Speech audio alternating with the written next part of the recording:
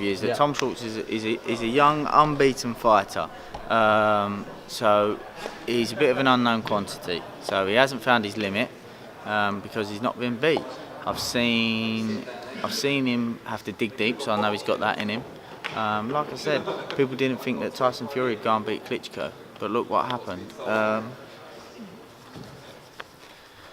It's one of them. I'm not gonna break him down exactly to what I see, because then people will see. I don't want people to see that and know what we're looking at and working on. But every fight's a risky fight, especially with an unbeaten fighter, and especially in a heavyweight division. He's got relatively fast feet for a heavyweight. He's big, he's tall, he's young, he's hungry, and he's got heart and determination. Andre Ruiz, he's got fast hands and he's got good punch variety, but he's not the type of fighter to use his feet. He's not going to come in and out of distance with AJ. And people will sometimes say, oh, he's a short fighter, he needs to get underneath the shots and get close. Okay, but I can get close to you, but let you come to me.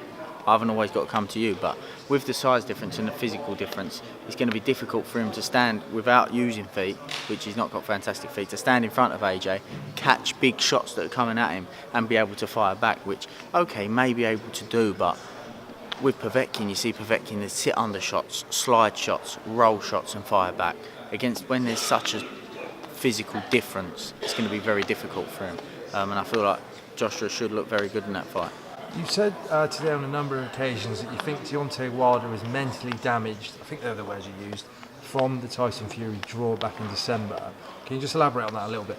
Yeah, I saw things even going into the fight, which I did say in a few interviews, that I can see that mentally there's a little bit of break in him. And I definitely see mental breaking, not only him, and I like him, I like his team, good people, but I can see that they know that they lost that fight, but they're sort of that, because there's certain things that I see where I can see that they know that. And as a trainer, I know what sort of things you would do when you know that actually we lost that fight, but we need to do this, do that, and change a few things.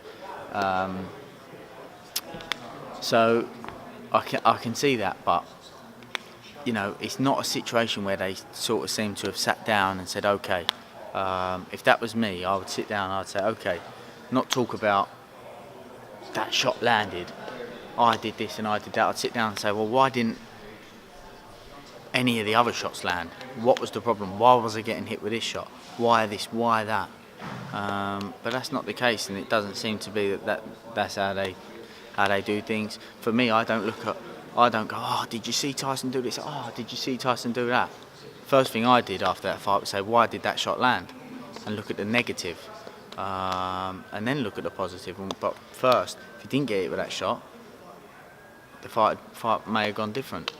I don't feel like that shot should have been the decider in that fight and should have led to a draw, as 99% of the boxing world feel. But that is how I would do things. That's the first thing I looked at, is why did that shot land? And if I was Wilder's team, I'd look to why did we give away so many rounds? Why couldn't this land? Why couldn't that land?